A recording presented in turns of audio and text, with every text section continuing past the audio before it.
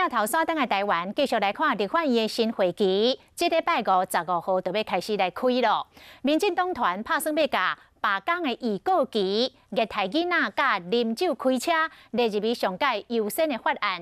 另外，有关同婚修法，5月24就到期咯。但是，哪里的党团对各版本也是无共识，所以讲要开放投票。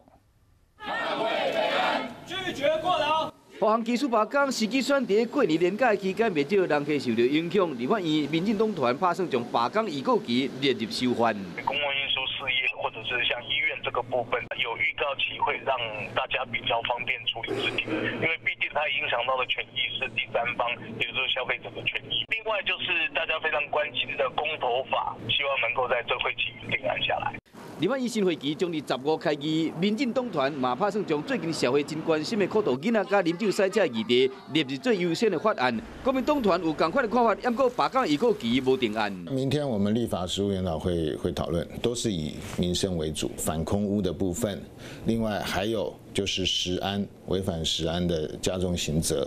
不过，同婚修法将伫5月24到期，即摆只剩短短3个月，时间真迫。台湾党团对各种版本拢无共识。大家的价值没有办法强迫，所以我们应该也是跟大部分党团一样，是比较属于开放。尊重公投的结果，大法官释字第74号必须得遵守，所以必须在这2个原则之下来处理专法的问题。法务部法案已经写好了，会下个礼拜送来立法院，这个属于个人价值观的选择啦，我们都会开放投票。 会用党纪来要求。除了优先法案，行政院长苏贞昌嘛将于15到立法院，包括路线、开放政治档案、轻度维权代表、处理政党甲赋税租借不当处置的财产等等，专行政绩等等事项，拢将列入施政报告的内容。